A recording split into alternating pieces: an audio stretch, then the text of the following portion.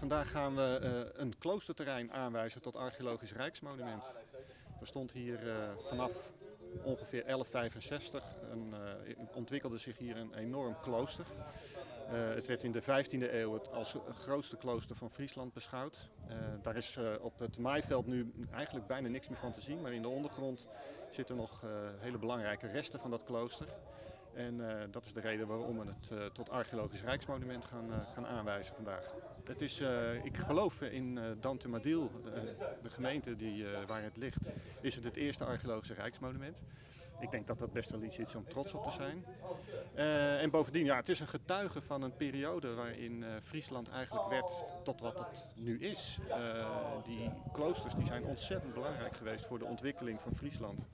En je moet je voorstellen dat dit één groot kweldergebied was waarin terpen lagen, waar mensen op konden wonen. Maar je kunt je voorstellen dat de invloed van de zee enorm groot was. En die kloosters die hebben ervoor gezorgd dat het land werd bedijkt. Die hebben dat goed georganiseerd. En daardoor kon je veel meer van het land gebruiken en is Friesland behoorlijk rijk geworden in die periode. Dus dat is een hele belangrijke periode geweest.